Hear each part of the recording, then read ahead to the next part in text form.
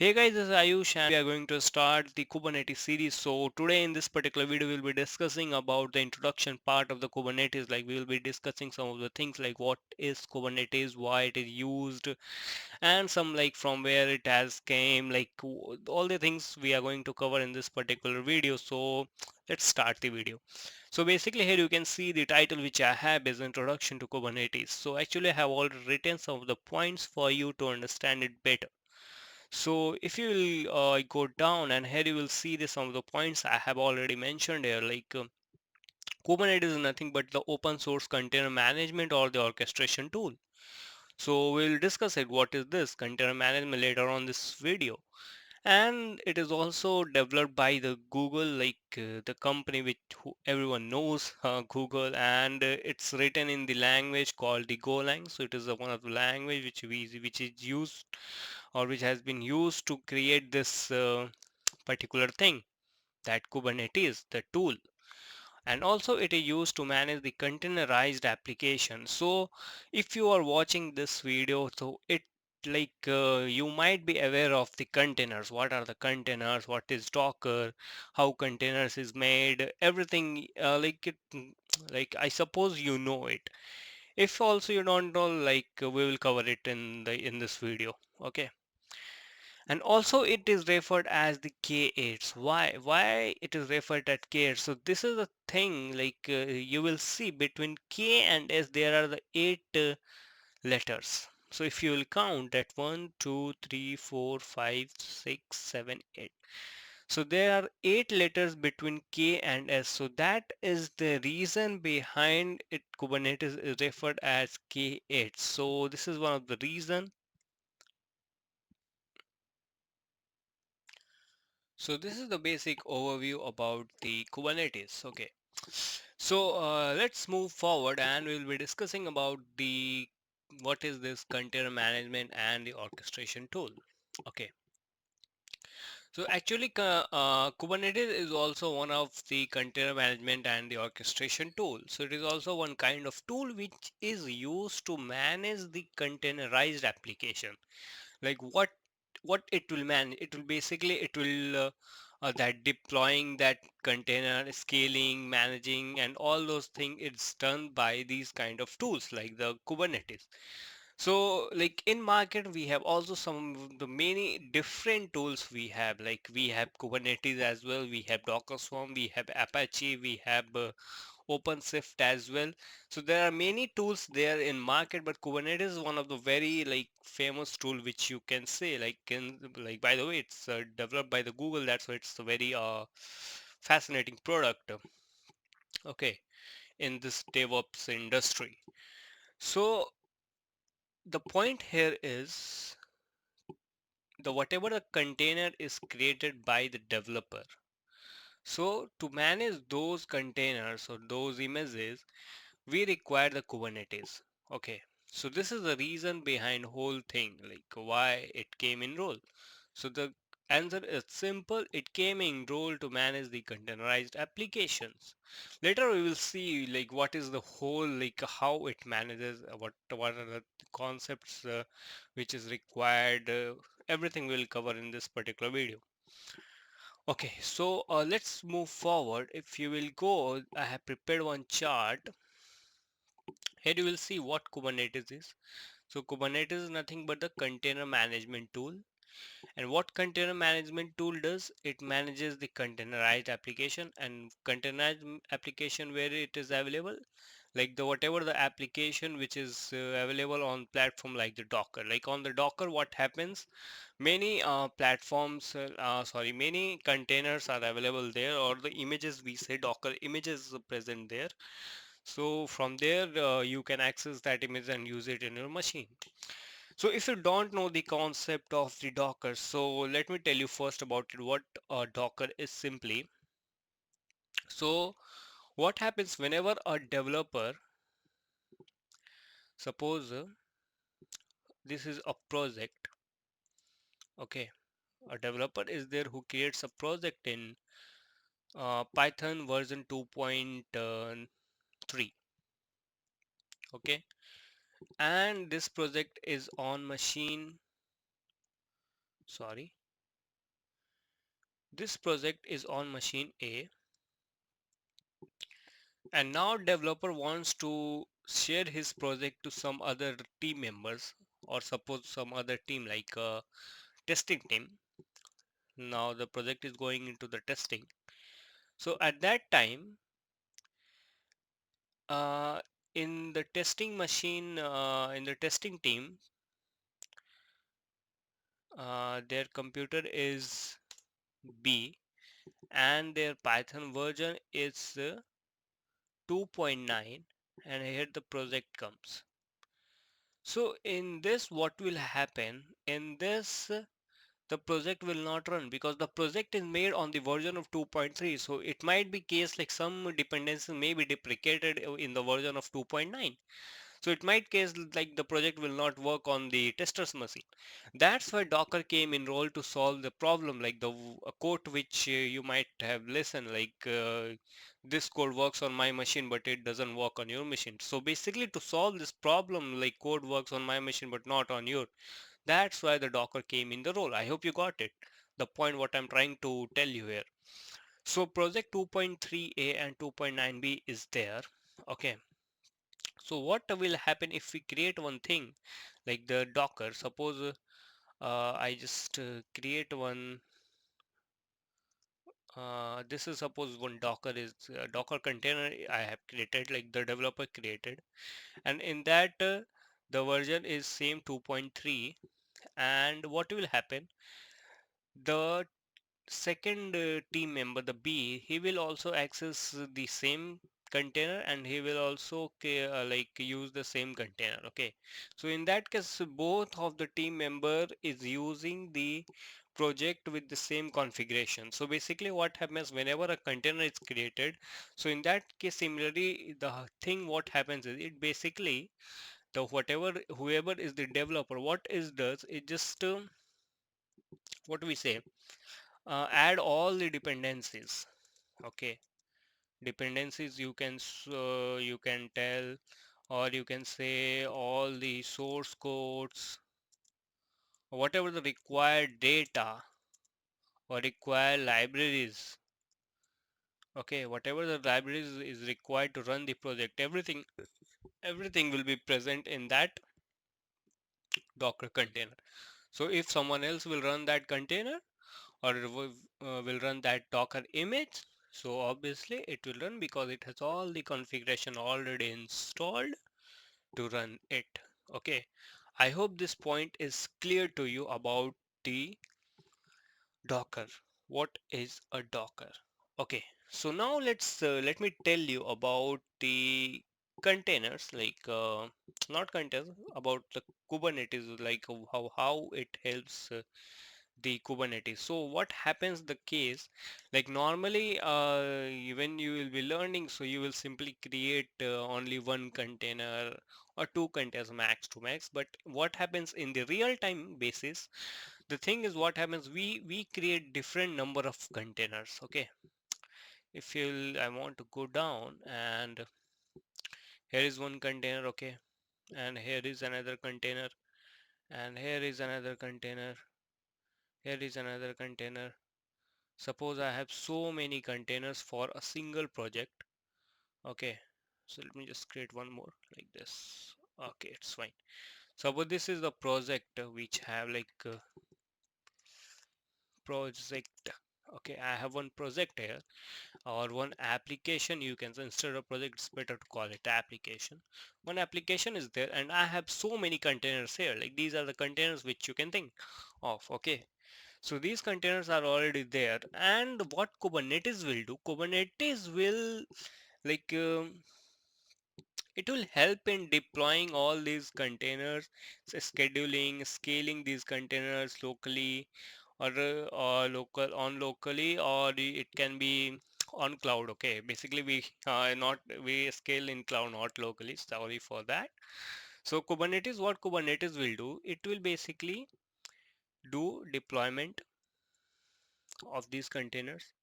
It will schedule, and it will scaling, like help in scaling everything like required, like monitoring is also there. Okay, So what Kubernetes will do, Kubernetes will take care of all those things of a container, okay, of these number of containers. So like later in the videos we will learn about pods. Pods are one of the thing which is important to know. So pods is nothing but in a one pod we have with so many containers, one storage volume we have. So like we will discuss these things later, like in the upcoming videos. So what is the pods and what are the other concepts? So here the main concept of the Kubernetes is to maintain the deployment of the containers and how we can scale these. So basically to manage the containerized application. That is the simple concept of Kubernetes. Okay.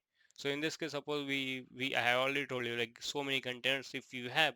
So what we will do, we will basically with the help of Kubernetes, what will happen. So if I take this image of Kubernetes and if I just put it in middle of that, sorry. Huh. So if I just put it here in that, so and these are the some containers. So what it just shows, so it shows us the all those thing management of the containerized application. If you go upon the chart here, so here you can see manages containerized application. So how it manages? So with help like this it manages like in the in deploying, scheduling, scaling, and also load balancing is also one of the important thing. Like load balancing is also the Kubernetes is also used to manage the loads between the containers and all those things. Okay. So this is the overview of the introduction to Kubernetes. I hope you liked it. And now in this class we will look at the basic architecture of Kubernetes part 1. So this is the part 1 of this architecture video, and in this we will be covering about the overview of the Kubernetes components, the basic architecture, and what is the master, worker, node, pods, and cluster. These things which we are going to cover in this particular video. So before starting this, I want to ask you one question. Like, if you worked in a team, so in a team which we have some of the components, like we get one manager, some team members, and the manager is responsible for managing his whole team. So on the same basis, on the same criteria, the architecture also works, that Kubernetes architecture. So here I have one image for you guys. So here you will see the manager is there and here some three persons are there. So manager and all person is making up one team. Okay, so manager is responsible for managing and coordinating with these person or these team members. So in a similar case with the Kubernetes architecture as well, the manager is get replaced with the master node and the persons is get replaced with the worker nodes. Okay, so these three are the worker nodes and the whole thing makes up as the cluster. Okay, so this is the cluster which is made up with the master node and the worker nodes, and in the worker node we have these things. I will describe it with you what are all those things. Okay, so I hope it is clear to you what is the master node and what is the worker nodes. Okay, so we will go deep down into this about the worker nodes and all the cluster. So this whole thing is called as the cluster. I hope it is clear. So here I have some notes on the cluster, what is the cluster and all those things. So here you can see the first point which we are covering is the master node is responsible for managing the cluster, and also whenever we deploy the Kubernetes then we get a cluster. Okay, it's correct. And what is a cluster? If someone asks you what is a cluster, so cluster is nothing but the set of machines. Okay, here you can see that is called nodes. So these are the nodes. This is the node 1, this is node 2, this is node 3. Okay, and if you go further, here you can see there can be more than one master node in a cluster to provide a cluster with failover and high availability. So here you can see like here we have only provided one master node. Okay, but in the real life scenario we can have multiple master nodes in a cluster. So because if one cluster fails or one particular machine or particular node fails, then other can be used. So it just useful for the application or whatever the container, whatever the cluster is there, it should work always. That's why the high availability should be there. And also here you can see the multiple cluster in Kubernetes architecture. It is also possible, like multiple cluster is also possible in the Kubernetes architecture. We can have cluster 1, cluster 2, cluster 3, and also in clusters we can have multiple master nodes and all those things. Okay, so this is the some of the basic information about the cluster, and also now we will deep down into these pods. Okay, so here you will see some of the points on nodes and pods. So here you will see what is a node. So a node can be a physical machine, a virtual machine, or virtual machine on the cloud which we run on, like EC2 instance, like VM, Windows VM, Linux VM on AWS or Azure portal, which we do. So it can be anything, like a node can be anything, and each node in Kubernetes contain one or more pods. So now let me describe you these things. This is the pod. So what is pod? So pod is nothing but uh, like in each the worker node or in each node the pod is there. Like here you can see uh, each pod contains one or more containers, and containers are responsible for running the actual containerized application code, while pods provide a logical host for those containers and manage their shared resources such as networking and storage. So actually what happens, like in our previous class we have talked about, like one application can have the multiple containers. Okay, so what happens, like when we do deployment and all, so while in worker node we can have the multiple pod. Okay, so in multiple pods, and in each pod there can be the multiple containers, and also here with containers we get one storage space as well. So this there is a big concept about this all pod thing, like they share the same storage, and also the all the containers are there, whatever the containers are there, they share the same storage as well. Here we get one volume as well, so they share the same storage, and also the same network is being shared with within each each nodes. There is, suppose there is one pod. So if you will look at here, so here we have three pods. Pod 1 is there, pod 2 is there, pod 3 is there. So everyone will have the IP like 10.0.0.1, 10.0.0.2, 10.0.0.3. So like they work on the same network as well. So this is the like basic architecture of the Kubernetes. Hey, now in this class we will look into the architecture of the Kubernetes part 2. Okay, so basically in this class we will go deep down into the architecture, and also we have already covered the first part of the architecture in our previous class, in which we had discussed about the master node and the worker node. So now we will just go a little bit deep down into that, and we will see what we will do today. So here are some of the topics which we are going to cover. So basically the first topic which we are going to cover is the components of the master node, and the second one is which we have the worker node. So I hope you are aware of the master node. Okay, so master node is basically used to manage the cluster and doing all this stuffs. Okay, so let's start with the first topic. So here you can see the one image which we have is the master node. It represents the API server, scheduler, controller, and this is etcd.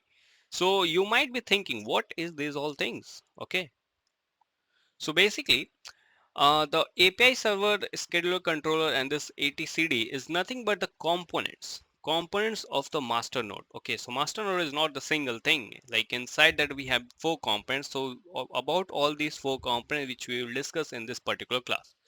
So let's start with the very first one, that is, and the very important one which we have is the API server. So what is a API server? So API server is nothing but the very first component or the very important component of the master node. Without that, you will be not be able to access the cluster, that the actual Kubernetes cluster. If you want to access the cluster from the outside using your machine, then you will go through the API server. Okay, why? Because API server provides the interface. Okay, it just provides you the interface. Okay, like it may be like UI interface. Okay, or using command line tool also you can do. You can access the Kubernetes cluster. So here are some of the points which are mentioned. You can see like it is the main gateway to access the Kubernetes cluster, and also it is a central component of the Kubernetes control plane. So now you might be thinking, what is this control plane? So it's nothing but it just represents your master node. It means the control plane is simply means all the set of components which are used to manage the cluster. So obviously master node will be the one. Okay. And the third point which we have, you can see here, the exposing APIs which allow user to interact with the Kubernetes cluster. So it simply means like making the Kubernetes API server accessible to other components such as client tools or web UIs. Okay. So exposing API is just that simple. Okay. It means that.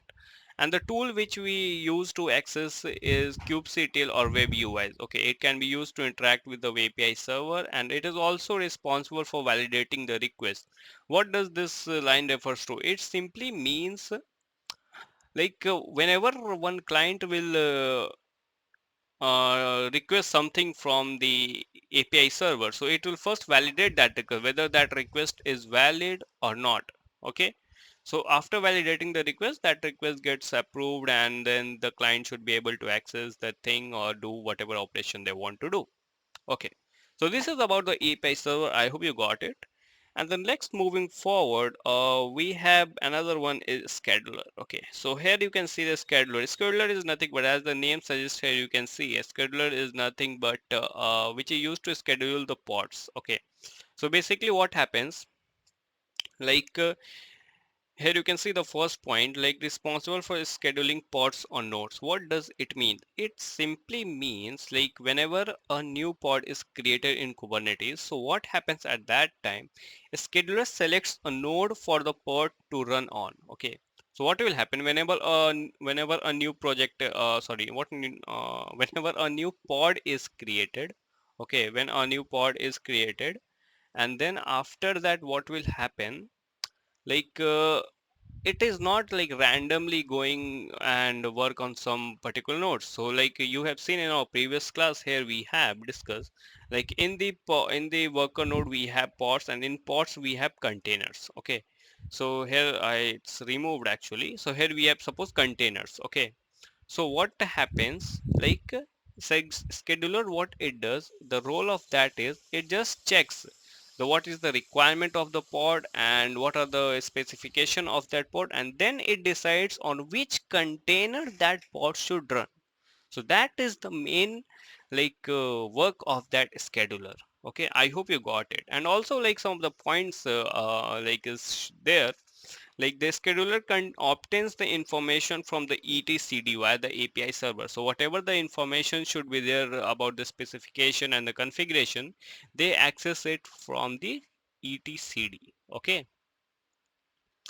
And moving forward, we have the control manager. So control manager is nothing but, as the name suggests, you can see it just controls the or manages the cluster. It means monitoring happens there actually.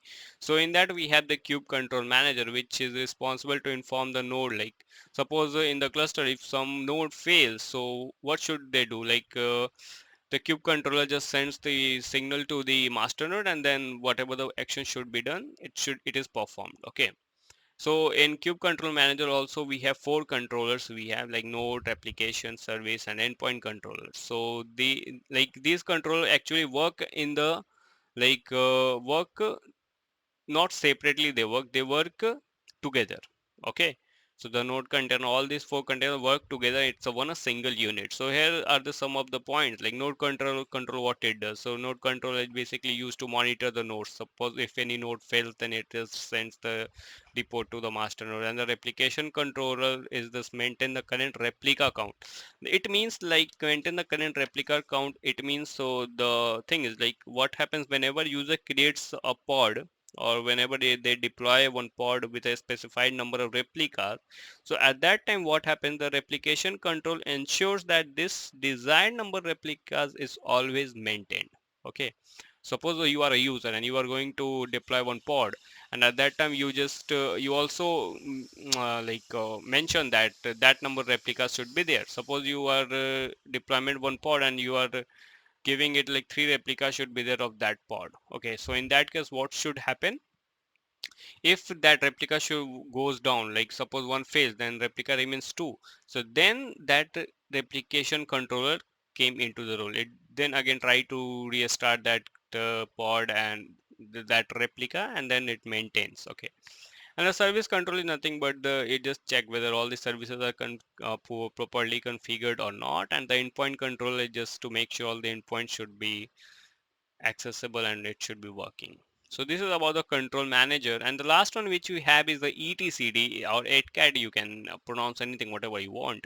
So it's nothing but the key value database. It is basically just like a log, like whatever the event happens in the cluster, like suppose one pod fails and then one pod starts, or the node fails, node starts, node created, pod created, whatever the thing happens inside the cluster, it is just recorded into this etcd database, and it's actually a key value pair database. Okay, and it can only directly accessed by the API server. Okay. Okay, so this one is the whole thing about the master node, components of the master node. Now moving forward, we have the worker node. So in the worker node also we have some what we see in worker node also we have some. Sorry, I did something, I guess. Wait.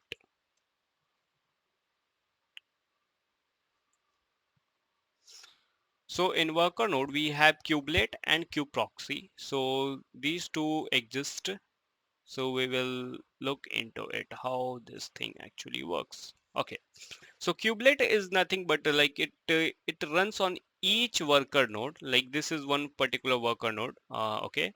So that kubelet runs on every worker node. Similarly, like the pod which is there on the worker node, in the same thing, kubelet also works on the every worker node, and it is basically used to manage the state of the pods.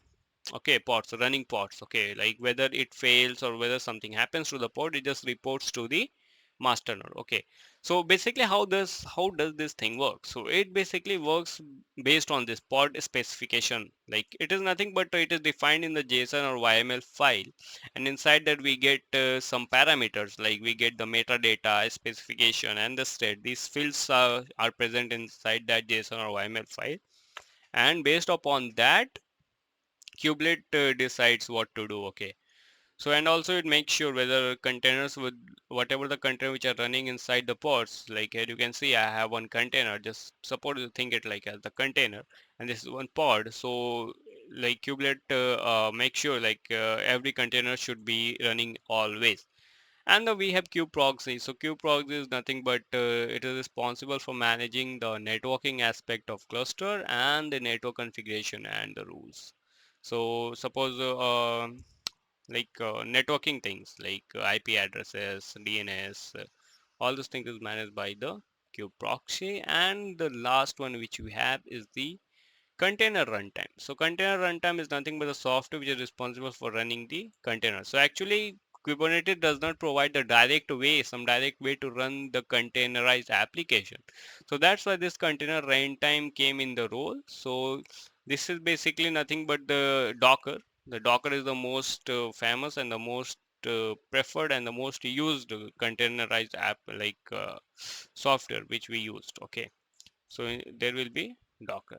Okay, so this is all the things. I hope it is clear, like all the components of the worker node and the this one master node. Okay, so I hope you got it, everything whatever we have discussed. If you have any question you can ask us. So now in this class we will talk about the Minikube and the kubectl. So these two tools are very important for the Kubernetes industry and inside this Kubernetes industry.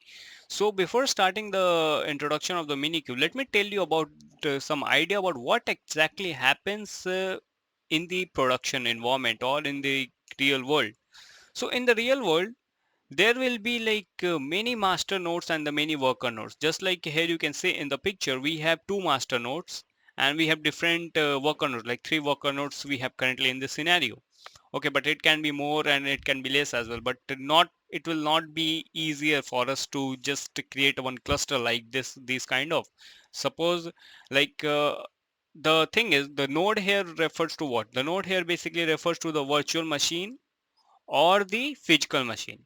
So if you are learning Kubernetes, for you it's not possible to create those kind of to create the virtual machines inside the cloud in the instances like Amazon EC2 instance, or if you will use Azure, then there is virtual machine.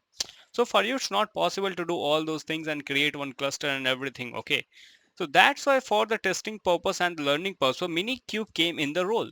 So what is a Minikube? Minikube is nothing but a single node cluster. Okay, here you can see I have written the definition for you.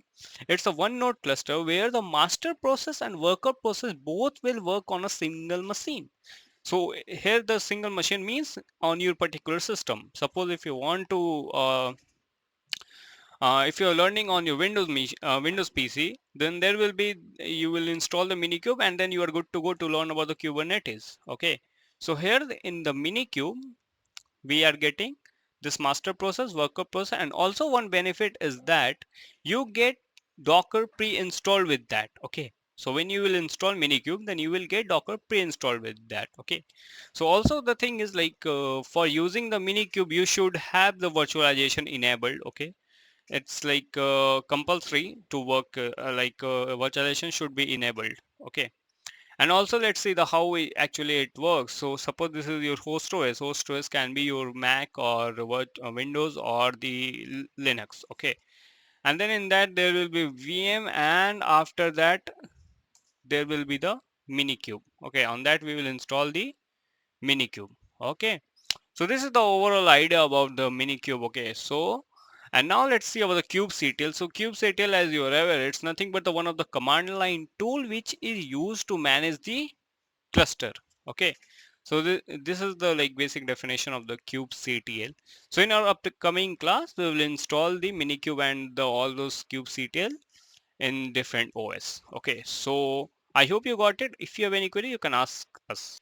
Hey, now in this class we will see how we can install the Minikube and kubectl in the Ubuntu machine. So here I have written all these steps which are required to install the Minikube and kubectl. So before installing the Minikube, you should have Docker installed already. Okay. Otherwise, if you have not installed Docker, so you can follow the documentation and you can install it easily. And also like why we are using Docker here, because like Docker is easy to use and easy to like Minikube will work easily with the help of Docker when we will use the Docker as a driver. Okay, so also you can use VirtualBox, but there is little bit of complications and all. That's why we are not using VirtualBox here, because we are running the Ubuntu machine in VirtualBox itself, so that will be very complex process. So that's why we are going with the Docker. So let's start with the installation. So here what you can do, you can just search for the Docker install in Ubuntu. Okay, and you will get here on the official documentation of the Docker. From here you can just follow. Like if you have already installed the Docker, then you can just copy up this command and you are just good to go. So I just demonstrate you. Actually I have already installed Docker, so let's do it. And then you can do just sudo apt get update. Then we have this one. You just have to copy and paste thing, that's it, and then you can install Docker easily. Okay, done. Next you have to do this gpg key. Okay, next this line you have to do curl command. Okay, wait a minute. Yeah. Okay, here actually it's asking me to overwrite, so actually we have already installed, so that's why it's showing. You can just put it yes, but in your case it will not ask you. And next what we have to do, we have to give the certain permission for that file, so you can just give it using this command. Next you have to use this command to set up the repository. Okay, done. Next what we have to do, we have to update, so we can do it using sudo apt get update. And then you have to install the Docker engine, so that's one is also important step. You can just do like this, done. And next we have to nothing, we just have to run this hello world command to check whether Docker installed or not. So here you can see Docker installed successfully, that's why you can just use the command Docker and check. So here you can see we are getting some of the information or what commands you will need to use. So just clear the screen. So with that we finally installed Docker successfully. Next, moving forward, we have Minikube and kubectl installation. So for the Minikube, sorry, here there is a mistake, like we have written VirtualBox, but here we need to write the sorry, what we have to write, Docker. You can write like this: with Docker setup, move on the installation. Okay, installing Minikube on your Ubuntu system. So what we need to do, first of all, you will need to download the latest Minikube binary by using this wget command. So you can just copy up this command. I can provide these in the comment or description section. Okay, just copy it and you can just paste it here, and it will install sorry, it will download this file Minikube Linux AMD64. So actually I have already installed it, Minikube, and also you can, like, I will demonstrate you how you can do it. Okay, so it will take some time to download that file. Just let's wait and let's move forward. What we have to do next, what we have to do, you have to just copy this file to this directory, user local bin Minikube. Okay, so what for that, what command you have to use, sudo cp. Cp is the command to copy, and then the file name and the location. So just copy it, and next you can just do that one, and you're good to go. Okay, and next what we have to do, we have to give the certain permission to that file. So we can do it like this: sudo chmod 755, done. Okay, you can check that as well. We will go in that directory, user local bin, and ls-l. We let me just increase the size and let me just clear the screen. ls-l, if we do, here you can see this Minikube. Okay, and it has the read write permission. Okay, this is the execute permission. Okay, fine, cool. So that part is done. Let's move forward. What we have to do, you have to check the version of that Minikube. So if it comes, then it means you have successfully installed the Minikube. So here you can see its version is showing this 1.3.30.1. Okay, you can just ignore this. This is just a warning. You have to just ignore it. Moving forward, we have to what we have to install the kubectl. So for kubectl as well, also we will follow the same thing. We will just copy all those things, and then you have to just install the kubectl as well. Let me just come up on the home. Okay, done. So it will just fetch all those things whatever it's required, and next what you have to do, install the kubectl using this command sudo install, and then you can use the kubectl easily. Okay, here you can go, and now let's check for the kubectl version. Here also you can see it's showing the all those things like version 5.0.1. Okay, so here it's showing because we have not started the Minikube right now, so that's why it's showing me this error. Let me just close it. So finally we have installed the kubectl and Minikube. Okay, so let's see some of the things, like we will just start the Minikube using the driver. You need to provide the driver what we have to use. So driver will be equal to docker. Here you can see pulling base media starting existing docker container. So actually I had already made one container. So what we can do, we can just I will just delete those nodes. Okay, so it will delete. It will take some time, and then we will again create. Let's clear the screen, and we will just hit enter.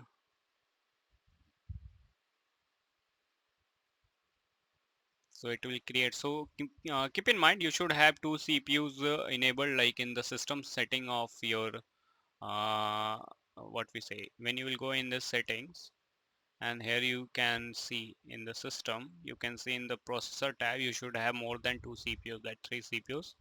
Okay, so these things you should keep in mind. Okay, so it's creating. Let's see. It doesn't take much time, like it's first time. In your case also it can take much time. Okay, so here you can see kubectl is now configured to use minikube cluster and default namespace by default. Okay, so it means like we can use kubectl now. Okay, so if we will check for the status, so you can check the status with this command status. So you can see all those things are running. So in this way we finally install the minikube and the kubectl. Here now in this class we will see about the minikube and kubectl commands. So I hope you are aware of what is minikube and what is kubectl. We have already discussed on these two topics in our previous classes. So let's start this particular class. Here I have the command example and the description. So we have so many commands. So we will see some of the commands in this today's session. So without wasting time, let's begin. Okay. So I have my Ubuntu machine running here. You can just open up the terminal with the shortcut that is Control Alt T. Let me just increase the size so that it will be visible to you. Okay, I hope that much is fine. Okay, so now the very first command which we see is the minikube start. Okay, so what does this basically command does? So as you are aware of what is minikube, minikube is the one node cluster which is having the master and the worker node both included in the one. Okay, so basically it will start the cluster. Okay, so when you will do the minikube start, it will take some time and then it will start. If you are running it the first time, okay, then it's fine. Actually I'm also running it for the first time, so it takes usually some of the time. Okay, so we will wait for it for the completion. Okay, so till then let's see some of the commands, okay, which we have here. So here you can see with the first command that we have is the minikube start. Here you can read the description, like what it does. It starts the local Kubernetes cluster using the minikube, like we had already installed it. And then using the stop, it stops the minikube. Then status, it will display the status of that particular cluster, and then delete and all everything. Okay, so let's see. Here you can see we have cluster created and minikube has been started. Okay, so here we can see about further commands. Let's see if we do minikube status now here. Why it's not running? Minikube status. Okay. So here you can see the type is control plane, the host is running, kubelet is running, API server is running, kube config configured. Okay. So here you can just see some of the terms like API server, kubelet. Okay, all these terms like what you know about the what API server is now. Like we have already discussed it. Like if we use API server to communicate with the cluster. Okay. So here you can see using the minikube status command, you can check the status of the cluster, what's the current status. If you will do minikube stop, so it will just stop the cluster if I do it. So let's see what it does. Here you can see powering off the minikube. And also if you look at the table here, like we have delete, so it will delete the cluster. Okay, then we have IP, it will display the IP and SSH. Okay, so let's do all those things. So here you can see minikube is now stopped. If you will check for the status now, let's see what it shows. So here you can see everything is stopped now. So again, to start the cluster, what you can do, you can just enter the command like minikube start. It will again restart the cluster. Okay, like now it will not create the cluster, it will just restart the whatever the cluster which we had created just now with that command. Like this I was running first time, that's why it was creating the docker container and everything, like CPUs to memory, this much is required, all those things. Okay, so here you can see now it's just restarting existing docker container for minikube. Okay, so here you can see it's done now. Now if you'll check the status, so you will get it's running perfectly fine, everything is running. Okay, now moving forward, let's check the minikube IP command. Okay, so it displays the IP of that particular cluster. Like we use this IP for using some of the services like which we look in this particular class and further. Okay, so next we have is the let me check. Minikube SSH is there and delete is there, so we will not use delete right now. till then let me show you SSH. So SSH is basically used to, it will connect to the virtual machine of that like minikube. Like whenever you install the minikube in your PC or in your Ubuntu machine, so at that time what happens, one VM is also created in that minikube. So with minikube SSH you can connect to that particular VM. So here you can write any Linux command which we use. Like here you can see who am I. So here you can see it says Docker. If you do like, if you want to create some file like cat test.txt, this is a test file. So it will, if you do ls, so here you can see the file has been created. Okay, you can read file as well. So in this way you can use the Docker. Okay, Docker is like minikube SSH. So to exit, you can just write the exit command and you will just log off. Okay, so you can use this minikube SSH also to connect to the Docker VM. Okay, or actually it is used for the debugging and testing purpose as. Okay, so moving forward, we have now we have covered all this minikube commands. Let me move forward in the kubectl. Okay, so what is kubectl? Like we know that kubectl is a command line tool that we use to communicate with the cluster. Okay, so you can use the command like kubectl version. Okay, sorry, what it says, command kubectl from snap kubectl snap info forward is the version. Okay, let me just check again. Just kubectl. Okay, fine, it's there, it's running. I think there was some mistake in the command. Okay, version. Okay, leave it. You can use kubectl to get the cluster info using this command. So here you can see you can get the cluster info, whatever the cluster is running, you can get the info. And also the important part here is that like for the running of the kubectl, your minikube should also run. It's not like your minikube is not running and then you are trying to run this kubectl command. So in that case it will not work. Okay, we will check that. If I stop the minikube, okay, it's stopping. And okay, let's wait. Okay, now when you will try kubectl cluster info, so in that case you can see you are getting so much of error, like the connection to the server was refused and all those things. So that's why we should have minikube in the background. Okay, so minikube is started again. Okay, so minikube has been started here, you can see, and now we can use kubectl again. So now let's see the table and we will do the we will run those particular commands. So here you can see kubectl get pods. What it does, it retrieves information about Kubernetes resources like pods, deployments, and services.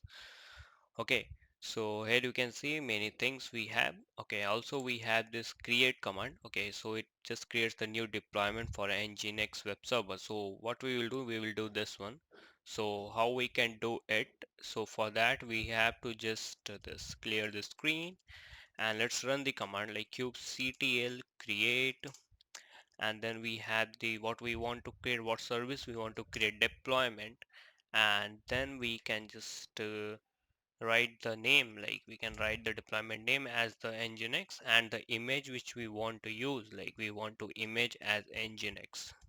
So here if you are aware of the docker, then that time like that will be very helpful because the here image refers to that the docker hub images. Okay, so whatever the images you create and whatever the images you want to upload to the docker hub, and if you want to use those images, then you can use it from this, like using this command. Okay, so let's hit enter and here you can see we have this nginx created. If you will see for the kubectl get deployment, so here you can see we have nginx, it's not ready yet. Okay, so it's not ready yet. And also we can check for the kubectl get pods. So here you can see one container has been created. Okay, container creating, like it's creating. So what happens whenever you are deploying any kind of resource, like any kind of whatever resources? Okay, so at that time what is basically is happening in the background, like we have learned about the Kubernetes architecture, like we have the pods, and inside pods we have container running, and so many things like replicas is created, and that replicas is maintained by that the managers. Okay, so basically what happening is here the same thing is here, like when you are doing the deployment, then pods is creating and the replica is also creating. So here when you use it by default without providing the replica, okay, so replica in the command, so what happens for that time, there basically only one replica is created. Okay, but when if you will provide hyphen hyphen replica is equal to whatever the number, then at that time what will happen, that particular number of replicas will be created. So this is the basic overview of this command. Okay, so let me again check. So here you can see the pod is running, and you can check for deployment also, it's also ready. So now what we can do, we can just expose this deployment as a service. So what does it mean? So basically we want to use this now Nginx servers, we want to use this Nginx server. How you do it? So for that also we have this kubectl expose. It's like we have this in the table. You can check. Here you can see kubectl expose deployment nginx type equal to node port. So here you can see what it does, creates a new node port service for a deployment named nginx. So basically the node port service, it simply means like that exposes the ports of the deployment to the specified ports. Okay, so we will define some of the port number, like here 80 is provided, but basically what happens, like whenever you try to get the URL, at that time the cluster basically defines their port between the 13,000 to some 32k thousand ports number. Okay, so this is the basic thing. So let's just run this command, and then we will be able to use the Nginx servers from our web browser. So how we can do it? Expose deployment, and then we need to provide the name of the deployment. The name of the deployment we have nginx. Okay, and then the type equal to node port. If we don't provide the port number, then also it's fine, it's not mandatory to define. So you can just hit enter. Oh sorry, it's mandatory. I thought it's not mandatory, sorry for that.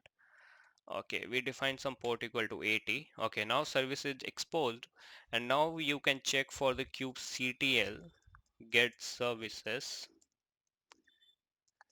Okay, oh sorry. Okay, so here you can see now this nginx service has been created.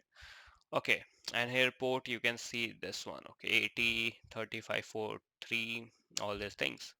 And now for getting the URL, what you can do, minikube service, and the whatever the name is there, nginx is there, and hyphen hyphen URL, it will give you the URL, and then you can access these things. So here you can see the port number which we are getting is 3543. Okay, so it basically what is happening, just a redirecting. Okay, so let's see where we go. Okay, here you have to just enter the URL, and here you can see the welcome to nginx is the web page, the default web page we are getting. Okay, so now just we will revert back to the things, like we will just remove the services, and then we will try to access the web pages. Let then see whether we are able to access it or not, that nginx web page. So to delete, the command is kubectl delete, and the resource, and that is services, and then the name is nginx. So here you can see nginx is deleted. Again we will come upon here, let me reload it. So still we are able to access. Okay, so let me just again check. Okay, it is deleted. Now we will just delete the deployment. So how we can do it? Deployment. Okay, so deployment is also deleted. Now let's check. Okay, here you can see now we are not able to connect to that particular IP. So in this way you can use the multiple kubectl commands. Okay, we have so many, like here you can see kubectl logs and kubectl delete. We did delete right now. Let's check for the logs, what it shows. Okay, log is there, I mean, did you mean logs? Okay, so here you can see expected, what it's saying. If we do hyphen h, okay, we are doing something wrong, I guess. Okay, kubectl hyphen hyphen all containers logs in the pods. Okay, if we do control C and we do this one, so here you can see, uh, okay,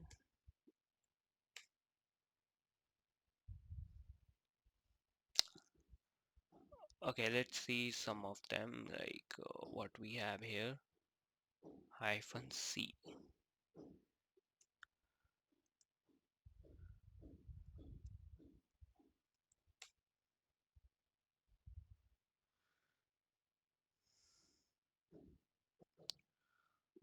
Okay, so let's check the pods what we have. Okay, okay, we have deleted the all the deployment. That's why we are not able to get the pods details. Okay, okay, got it. Okay, that's why we were not able to just get this output of that, and we were getting the error. Okay, so that's all for today's class, and I hope you liked it. If you have any query, you can ask us in the comment section. Hi, and now in this class we will see how we can deploy a containerized application using the YML file. So in our previous class we have done using the kubectl command and using the kubectl create deployment name. Using this thing we have done it. So now today we will see how we can do it using this YML file. So here is the basic structure of the YML file which we have here. You can just copy it, okay, or you can write the exact same which I have written here. So we will first discuss about this thing, like what is this API version kind, all the we will go in the detail, like I have already written all those things about all the specifications or the detail of each line here.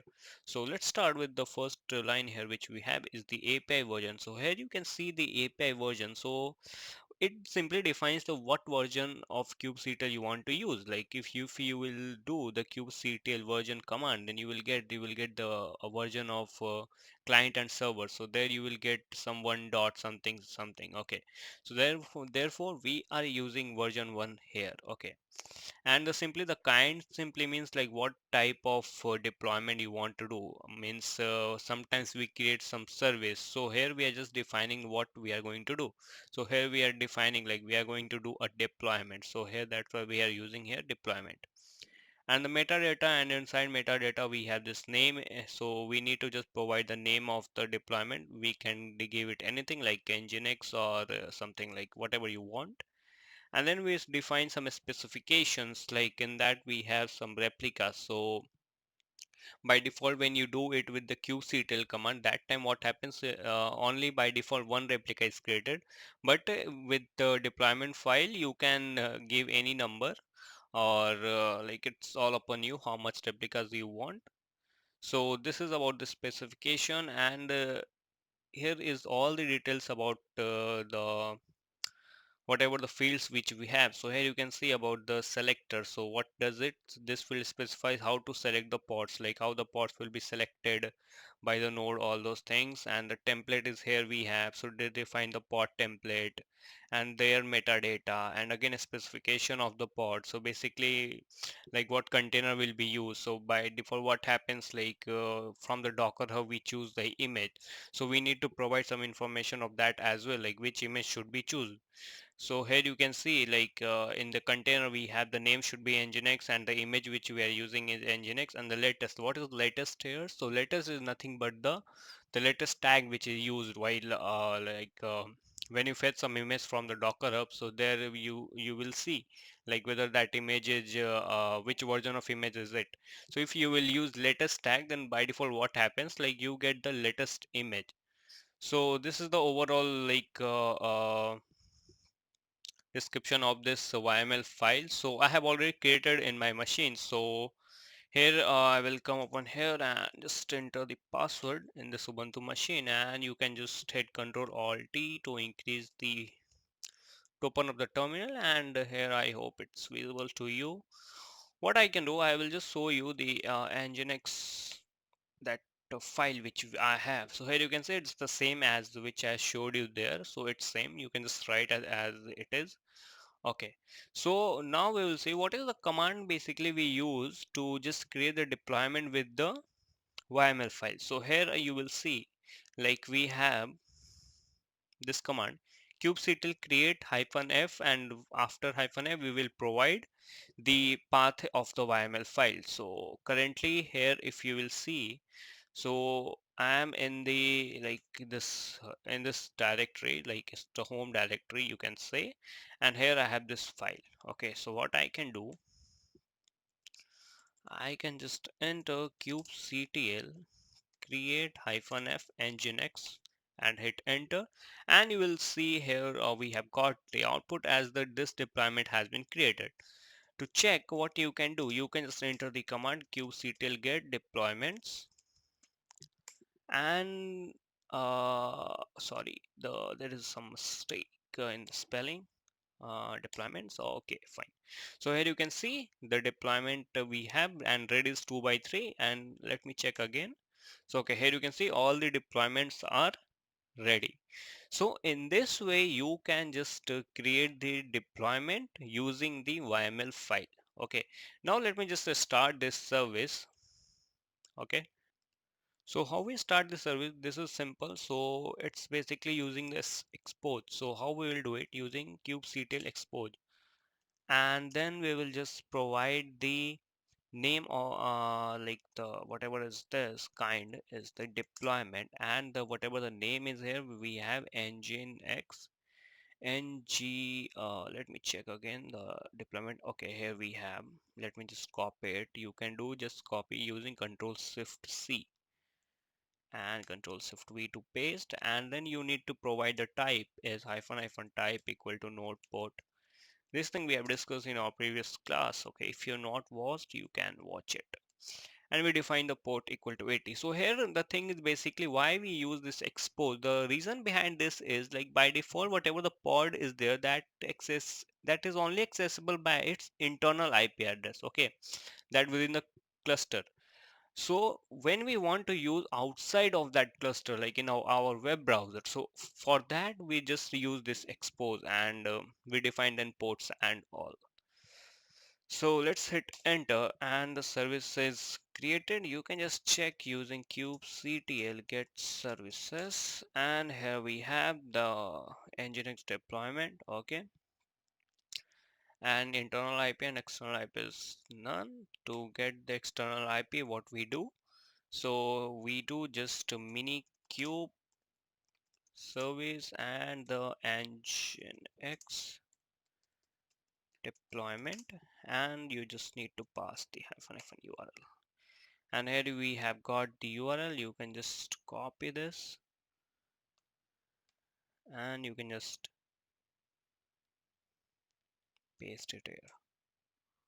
So here you can see welcome to nginx, and it's working perfectly fine. And we can check for the pods kubectl get pods. So here you can see we have 3 pods running. And why 3 pods running? Because in the replicas we had defined that there should be 3 replicas. So that's why there is 3 pods are running. So to check the logs, so what we can do, kubectl logs and the name of the pod which you want. So here is the log of all those things. Okay. Hi, and now in this class we're going to see about the Minikube dashboard. So before starting the class, make sure your Minikube should be in the running status. So let me check. So you can check the status by using the Minikube status, and here you can see everything is running perfectly fine. So now let's start some basic thing about the what minikube dashboard. As you can see, the name suggests that dashboard. What does it simply means? It simply means one, so there will be a UI, you can manage some kind of things. So it's also the same thing, like minikube dashboard is nothing but a web-based UI interface which is used to manage the Kubernetes cluster. Okay, so now the thing is how you will use it. So for that we have the command that is minikube dashboard, and when you will hit enter, and automatically the whatever the default browser which you have, so in our case here we have Firefox, so this Firefox will open and you will come upon on the screen. So here you can see in the dashboard we have so many things, like in our last class we have deployed one pod, or one deployment was there, and we had three replicas of that okay, that containerized application. So here you can see pods are there, replica set is one, and one deployment is running. So this is the workload status and the deployment. You can see the nginx deployment which we had done, and the three pods you can see here, replica sets you can see. So here you will basically get all the information and whatever thing which we have, and you can easily manage the cluster here as well. So here we have different sections, like here we have deployment section. So here you will see the deployment that we have, that is nginx deployment, and here you can see the age is a day ago, so it means we had done it yesterday. So this is the thing. And now which you will see about the node information. If you need, you will need to search for nodes. So nodes is there somewhere here only. Let me check. Wait, let me go on the home page. Okay, here you can see the cluster. In cluster we have nodes, so we have that minikube as it's a single node. Okay, so that's why we have this so many labels and all. Minikube is the node here. Okay, so in this way you can get so many information. Like here you will see about the CPU information, memory information, ports you have, so 12 ports we can, and all those things. So moving forward, if you will see about the pods, so if you will come upon here, like here you can see a service as well. So ingress we have not discussed, so we'll not cover right now. So here you can see the services which we had done, that is nginx deployment. So this is we have. And also if you want to create one or deploy one, would want to do one deployment, so how you can do it, you have to just click on this create button, and here you can do using the YML file, or you will need to write the YML whole thing here. And if you want to do with the file, you can just upload the file. If you want to do with form, you can do with form as well. Here if I write the form as engine, what's that, nginx, okay, and the container image we have nginx, and here if I do -2 and just deploy, so you will see one deployment is pending, and it will take some time, and it will, yeah, here you can see now we have 4 pods, 2 running deployments are there, and 2 replica sets. If you come here below in the pod section, here you will see all the details.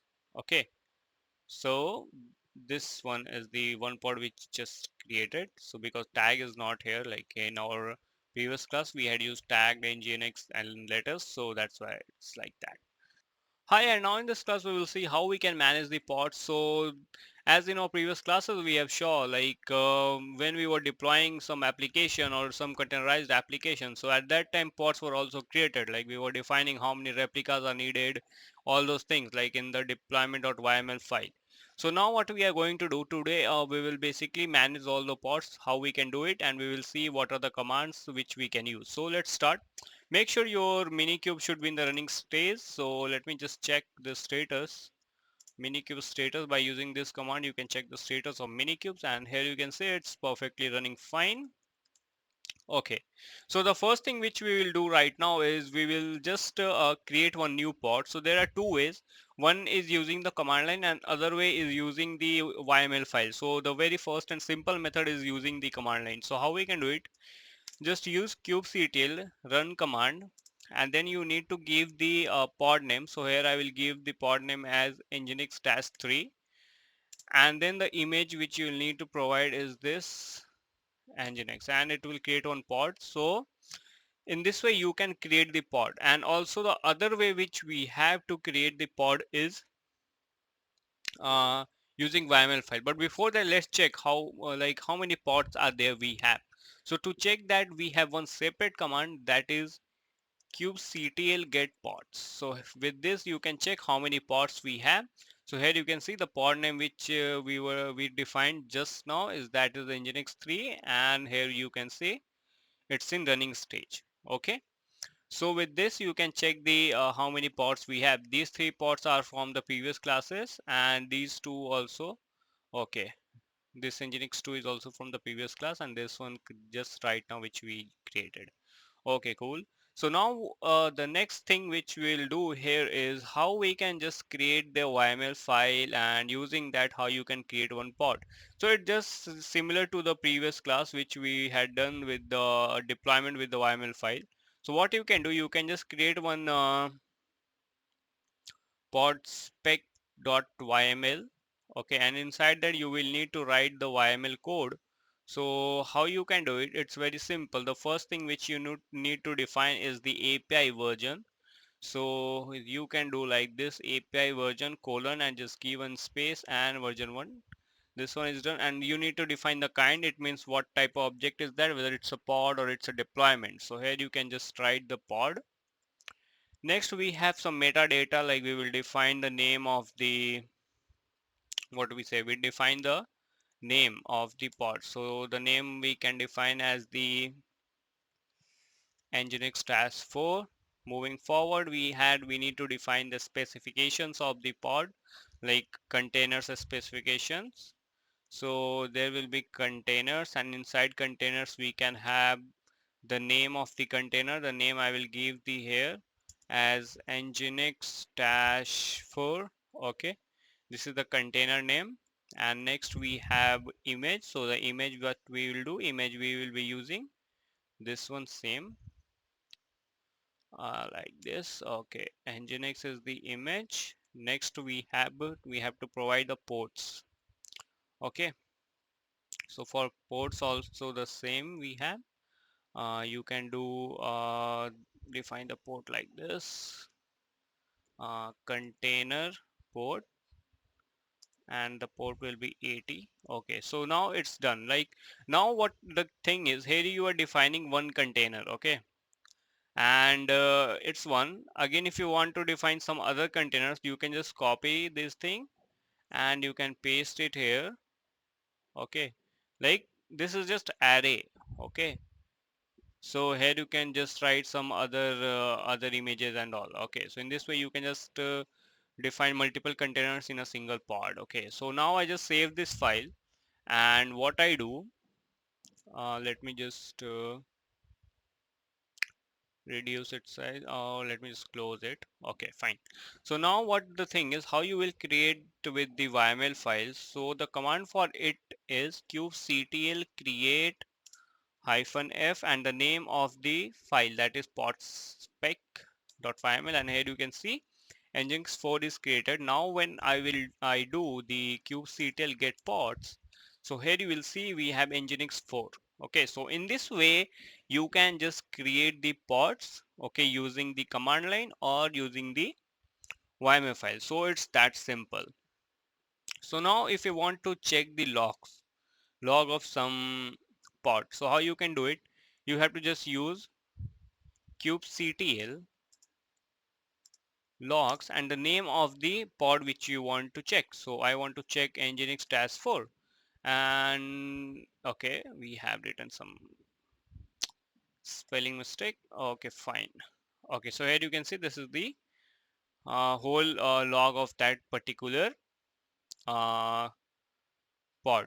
Okay, nginx 4, in that we have used nginx as the, what we say, here you can see uh, application or image is the right thing. Okay, so we have used nginx image in that container. Okay, so in this way we can get the logs as well. And suppose if you want to do like update in pod, so how you can do it, you have to just use the kubectl apply hyphen f, and the whatever the specification file is there, you update there, and it will be updated automatically. Okay. And next also very important thing we have is the describe. So how we can do it? To describe any pod, it will give you more information. So kubectl describe pod, and the pod name what we have is pod name, let's take nginx dash 4, and here you will get the all the information like what's the name, namespace, priority, service count, and the node which you have is the minikube, when it is created, what's the IP in the cluster, everything, and the container ID even, and the image, what is image has been used, image ID, port. So everything you will get when you describe it. Okay. And also here you can see the events, what are the events, the default scheduler here used to manage the pod. Okay, and the pulling, pulled, created, started, these all things has been done by the help of kubelet. Okay. So now you can just relate to the concept of the architecture, whatever the thing was there in the worker nodes, what were the kubelet was there, why it was there, and also the scheduler which we had discussed. So different types of schedulers. So now you can relate it with all those concepts. Okay. So in this way you can just describe any pod, and also the last part which is here to cover is that is scaling of pod, how you can scale a pod. Suppose if you check for the deployment, let me check, let me just clear the screen, and the command which you have is kubectl get get deployment. Okay. So here you can see we have nginx deployment, and we have this one nginx 2 we have. So currently we have one pod. Okay, and in this we have three pods. So to scale, what you can do to scale, you have to just use kubectl scale, and deployment you have to write, because you are like doing in the deployment, that's why. And the deployment name which we have is I will do in this one deployment, and then you have to provide the replicas. So in the replicas, what the happens in that, when you will provide it suppose 2, so what it will do, it will delete one pod in that. If you provide 4, so it will create one pod. Okay. So it will create on the same configuration which is already there, like in which that other pods are running with that configuration. So same configuration will be used by the next pod as well. So how you can do it, if I do it 4 here and hit enter, and here you can see deployment scale. Now if I do get deployment, so here you can see up to date is 4, available 4. Again let me check, so here you can see 4 is there, means 4 pods are there now running inside that deployment. So if you do get pods, so here you can see we have 1 2 3 4 pods we have. So in this way you can manage your pods. And also the last one which you have is how you can delete the pod. So to delete the pod, the simple command which we have is kubectl delete, and the pod, the keyword, and the pod name, which what is the pod name, I want to delete nginx dash 3. So here you can see pod is deleted. So that's all about the managing of pods. I hope you liked it, and if you have any query you can ask in the comment section. Hi, and now in this class we will see about the Kubernetes services. So basically we will start with the what is the Kubernetes services and why we need it, and some of the types of the Kubernetes services which we have. So we will see all those information in this particular class. So let's start with the Kubernetes services and why we need it. So basically you may have like not me, like you have heard about the pods. What is pods and how it is created and how it is replicated, how it is deleted. Everything we have covered this. So whenever you create a pod, whenever you run a application or a containerized application in a pod, so that time what happens, like sometimes you see like some pods may get deleted. Okay, some pods may be created, some replication is there. So at that time, whenever something happens, some if suppose some new pod is creating, then at that time a new IP is generated. Okay, and suppose one pod is deleted, then that pod is deleted, and at that place one new pod is replaced. Like that pod is replaced with the new one. Then that time also a new pod or new IP address is created. Okay, so to running the application, like all those things, like it will be very tedious to manage all these things. Okay, so that's why Kubernetes services came in role. It what happens whenever you create a service, so it assigns a unique or separate IP address to that, and everyone will communicate with that IP address. Okay, using that IP address, they can communicate easily between them. Okay, so here you can see the definition which we have. Like in Kubernetes, the service in an abstraction layer. Why abstraction layer? Because like whenever an external user will come and request, so he will not be able to see how pods are running and what are the applications are running in that pods and how things are going on. So that's why it's like an abstraction layer, like hidden part. Okay, if you have heard about the oops concept, then you can relate it to that. Like the whatever the working should be the hidden. That's why it's the abstraction layer we have here. Okay, so now moving forward, here you can see like it provides a stable network endpoint for accessing the applications and ensuring that they can reliably discover and communicate with each other. So all these things which I just discussed now. And the important thing which we have here is labels and selector. What is labels and selector? So these are nothing but these are used to identify the pods. Okay, whenever we get the request from the external or any application or within the cluster, so that time it is important to identify for which pod that request is coming for. So that time we use the label and selector. So we assign label to each pod. Okay, so as you can see, we have assigned app a to all these pods, and we have selected as a. So suppose if request come for a, then it will redirect to any of these pods. Okay, if we are using load balancer, then it can redirect to any of these pods. Okay, so this is the concept of labels and selectors. Now moving forward, which we have is the Kubernetes types, like not types, Kubernetes services types. Okay, so the first service which we have is cluster IP. What is this? So it is just nothing but it is the default one. Whenever we create a service, then the default IP is assigned to each node. And okay, so here you can see what is the definition which we have. Like it's a default type in service. It exposes the service on a cluster internal. So basically, it provide us the internal IP address. Okay. So here you can see that is only reachable within the cluster, and it enables communication between different pods within the same cluster. So whenever like it is created, like for each pod, a new IP address is assigned. Okay.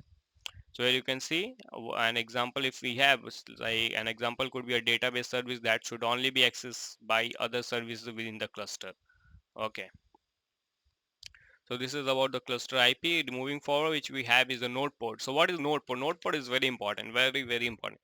So node port service, what happens in this case, like currently which you saw above the cluster IP, with that what is happening, we are just able to access the application or reports can only within the cluster, not outside that. So to access the application outside the cluster, what we need is the node port service.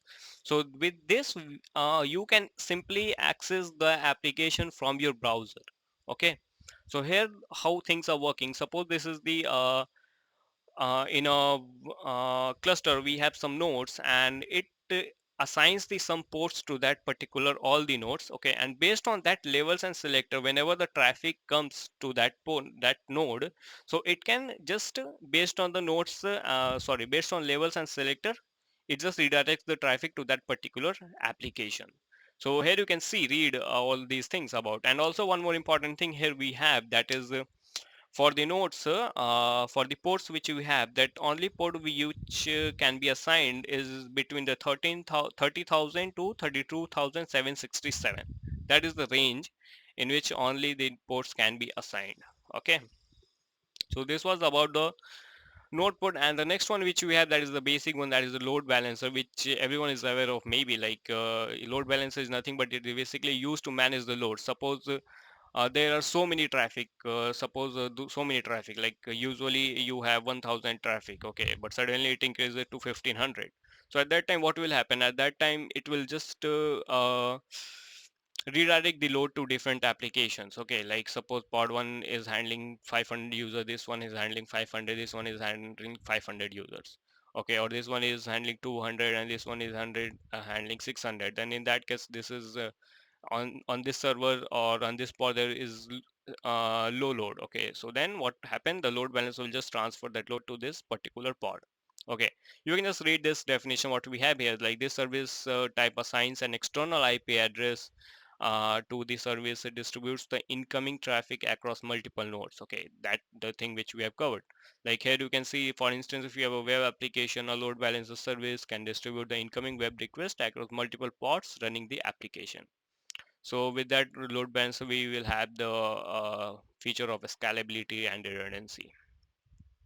And last one which we have is external name. It's nothing but the alias name. Okay, suppose some service is there, and which you don't want to expose it to the externally, so at that time you can use external name. Like it will just suppose you want to use www.google.com, and you can just assign it to the assign to as my search engine. Okay, so this is the concept of external service. You can read this type of service used to provide an alias or redirect to an external service outside of the cluster. It allows you to use Kubernetes service to refer to an external service by its DNS name. Okay, so example, you can see you can create an external service called this, and that points to this. Okay, so it's just like allies. Okay, so that's all for today, and I hope you understood it. If you have any query, you can ask us below in the comment section. Hi, and now in this class we'll see about the implementation of Kubernetes services. So we had already discussed about the cluster IP, load balancer, node port, and external name services. Okay, so currently in this class we will see the implementation, how you can do with the commands. So before starting the video, let me just check the status of the minikube. So it might be running. Okay, so it's running. So you can also check in your case by typing this command, that is minikube status. Okay, moving forward, what we have to do, first of all, we will create one deployment. We will do one deployment. So how you can do deployment using kubectl? So we will do kubectl create deployment, and the deployment name I give today web app, and the image that I will use is nginx. So okay, I forgot to write this hyphen hyphen. Okay. Okay, image is created. Now we can just check the deployment using get deployment command, and also we will check the pods.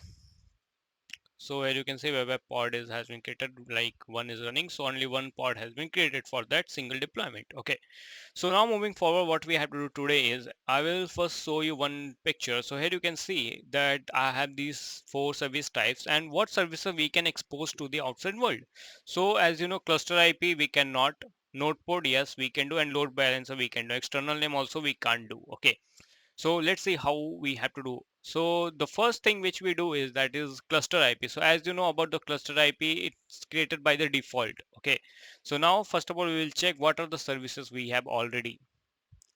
So kubectl get services, if I do, so you can see I have only these two services. Now what I am going to do, I will just create one what type of service we can say, cluster IP service. If I do, so how you can do it, but we cannot expose it to the outside world. So to expose that cluster IP service, the command which we have, that is kubectl expose deployment, and the name of deployment we need to use, that is in our case we have web app, and then here we will not define the port, sorry, port I'm saying, here we will not define that type, what type of service we want to expose.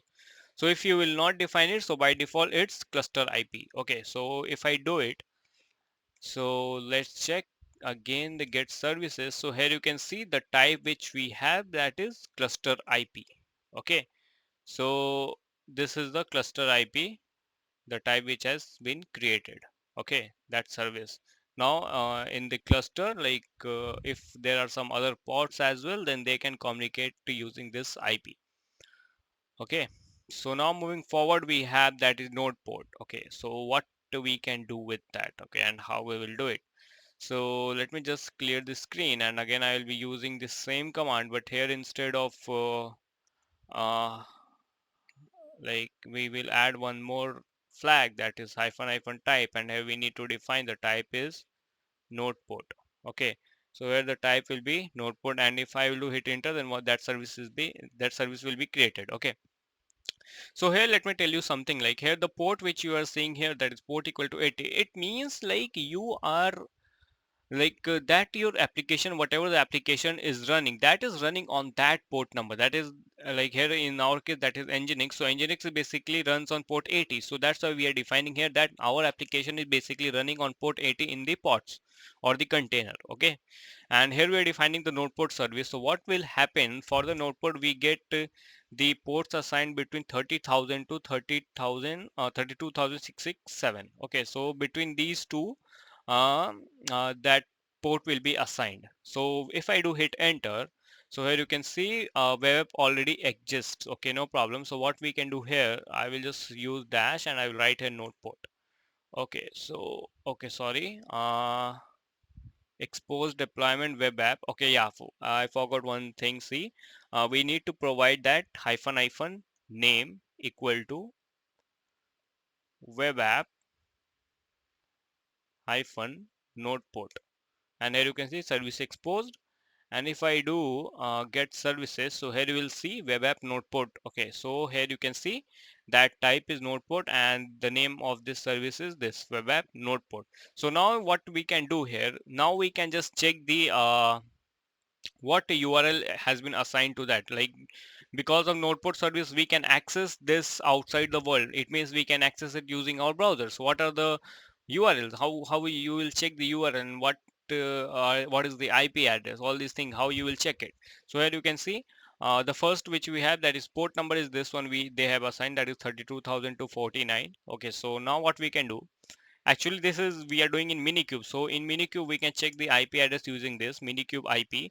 So this is our IP. Okay, so using this IP only we can access that particular service. So what will happen, what we can do, we can just copy this, and let me open up this Mozilla Firefox, and I will just hit enter, and I will paste the 322249 was that, I guess. Yeah, so here you can see that default web page of nginx is coming on the screen. So in this way you can access the whatever service you want using this particular IP. Suppose, and now suppose if you are in the like working environment, or there are no only one node and one master node and one worker node. So what you will do in this case, so in this case you can use this command, that is minikube service, and the name what we have is here web app, service name is web app node port hyphen hyphen URL. Okay, so this will give you the URL. So this is the same URL which we have used just now. Okay, so in this way you can use the node port service as well. So that was very easy actually. So, and let me tell you some story behind it. What actually happens when you create this service. So suppose in your cluster you have 2 to 3 nodes, like worker nodes. Okay, so at every node, what will happen, at every node that port will open, that current port which you are seeing here, that is 32,249. So what will happen at every node, that port will open, and then whenever someone request, so whenever someone requests to that particular your service, so it will be redirected to the Kubernetes service, and then Kubernetes service will decide to which pod or to which like whatever service they have to provide. Okay, this is the like some stories. So actually node port is also considered as like not secured. Okay, because it opens the port, and suppose some malicious user come, then they can access that port, and some information can be like what we say, the word that is ransomware or something like that. Okay, so now moving forward, what we have to do here is we will talk about now, that is load balancer. Okay, so we have already discussed about the load balancer. So how you can expose that load balancer service. So this is the same thing which we do. We have to just sorry, we have to just change the name here. That name which we have, that is load balancer, and the type which we have is and the type which we have is load balancer. Load balancer service exposed. Let me check the services. So here you can see web app load balancer is the service created, and the here you can say it's pending, because we it's not like load balancer is not here, like we are just doing it all these things locally. That's why it's showing external IP as none and pending. Okay, So moving forward, what we can do, let me just again check the IP of my minikube. What it is? Okay, this one. And here you can see the port number which is now assigned is this one, 30,317.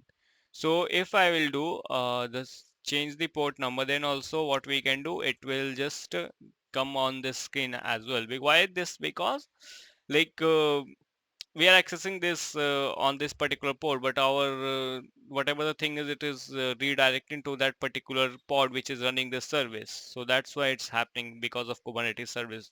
Like it is all being managed by that service. Okay.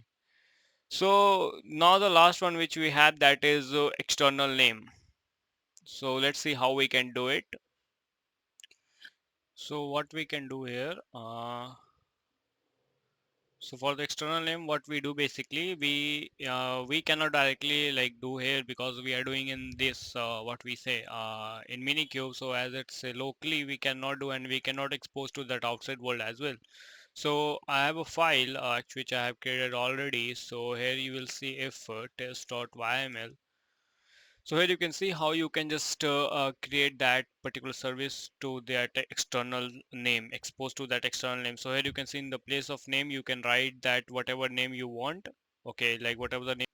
So whatever the name of service is here, okay, and in the external name, you can define the whatever the external name or external some domain name is there. Okay, you can write like that. Okay, so then internally it will work.